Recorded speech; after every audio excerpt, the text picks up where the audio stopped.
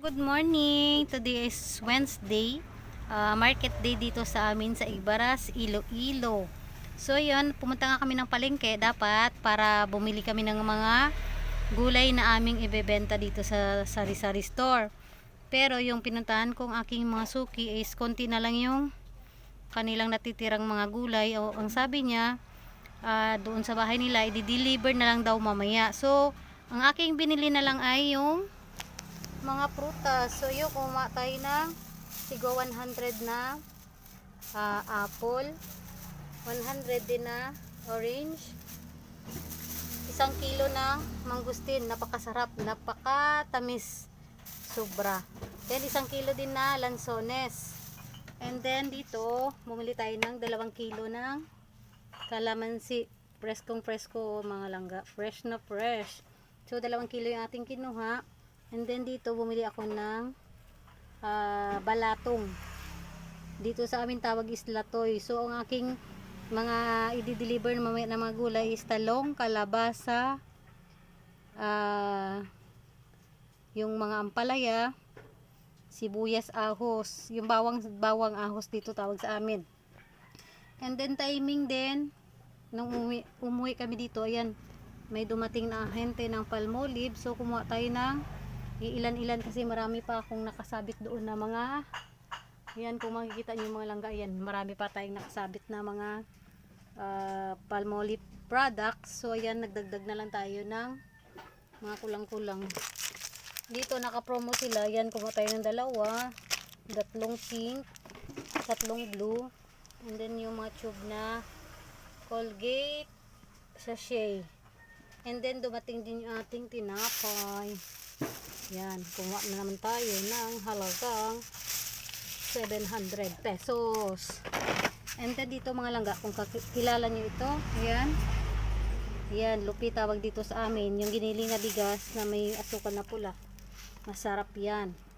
And then dumating, nung kaalis namin, dumating din pala yung ahente ko ng Tanduay. So mamaya maya babalik na lang sila. Langga, diniliver na yung ating mga gulay. Atin na silang i-arrange. Nandito na yung ating mga gulay. Hindi pa rin kompleto, pero at least meron na naman tayo ulit. Kasi yung ibang gulay hindi pa daw dumating, galing biyahe. So ayan, ayan na muna yung ating ititinda. Ay, yung mga okra ko, waiting pa din ako kasi meron akong isang suki na magde-deliver. So ayan mga langga, and then may pahabol tayo delivery ng Alfonso. Kahit marami tayo, kumuha pa rin tayo ng paiilan. Yang apa ko lang sa ano buhay pa ang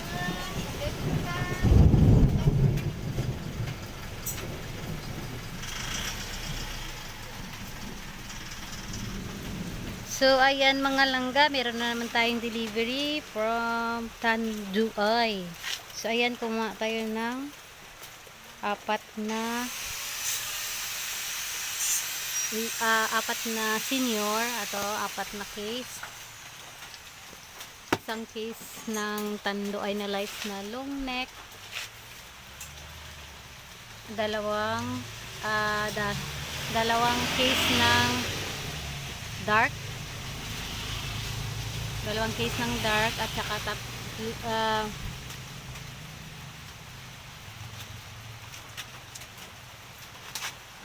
dalawa din na junior, at saka isang case din ng light. So ayan, yung ating long neck na dark, 2 case lang yan guys, kasi meron pa tayong 10 na natira doon. So ang dinamihan ko ngayon is yung senior, kasi 2 case na lang yung natitira natin doon. Good for 14 days. So ayan na yan. Nalit kasi sila, nalit kasi dumating yung itong delivery, kaya lumayas kami, pumunta kami ng bayan, namili nga kami ng prutas. So ayan, meron na tayong ano ngayon, yung mga stocks. So, yan mga langga, yan yung ating mga stocks ng ating mga tanduay. At meron din tayo ditong Emperador Lights na long neck at saka yung litro.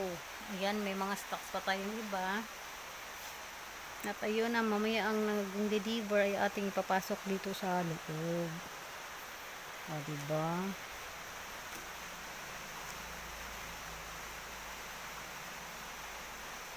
Yan, si Alfonso naghabol.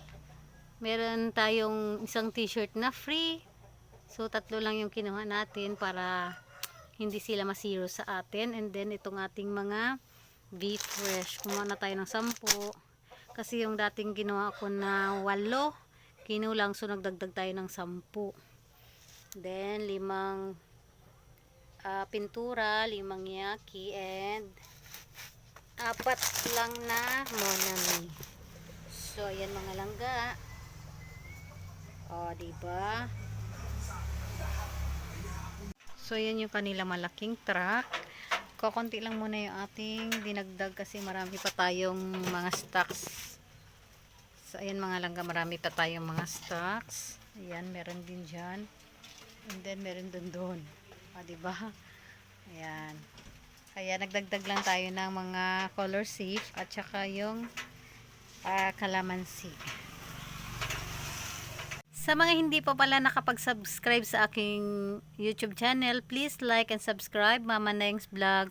And pakipindot na rin yung notification bell para always kayong updated tuwing ako ay may panibagong mga in-upload na videos.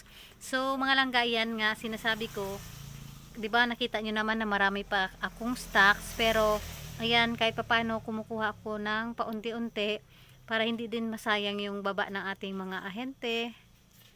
Anong? And sa atin mismo, kasi di ba minsan walang stocks ng katulad nito. Lagi akong nag-order nito dati pero walang stocks. Always yung ano na lang, yung kita nyo naman dyan, no? Puro pula, puro original kasi nga walang kalamansi. So ayun na nga ang ginagawa ko, kahit hindi siya masyadong mabenta itong ganitong kulay. Ito talaga ang pinakamabenta na kulay sa lahat. Pero kumukuha pa rin tayo ng ganito. At least kung may maghahanap, meron tayong may bibigay, di ba mga langga? So, yun talaga. At saka isa pa, sa ating mga ahente, o di ba kahit na ito lang yung ating halagang magkano lang itong binayaran ko. Ayan o, halagang 500 plus. O di ba? Pero nag-effort talaga sila na babaan ka kasi alam nila na kahit papano ay kumukuha ka. Kasi meron din namang ahente na kahit marami kang maraming order yung sari-sari store na yon, pero ang susungit kahit yun nga ang sinasabi nila na kahit anong dami nun, kung masungit yung tendero, ayaw nilang magbigay. Kasi minsan nga nilalait pa yung mga meron akong alam nun na ang tagal nilang nag-antay, pero ang ending nag-antay sila ng 2 oras. Ang ending is wala silang in order na kahit isang item. So ayun, nagalit, maraming ahente ang nagalit. Kaya ngayon nga siya yung naghabol sa mga ahente. Kaya yun ang advice ko sa inyo mga langga, kung merong mga ahente, magpakabait lang tayo para kahit maparami or konti man yung ating orderin, mag-effort sila na babaan tayo. So that's it for today's video. I hope na ma-inspire kayo sa aking mga binablog. God bless everyone and keep safe.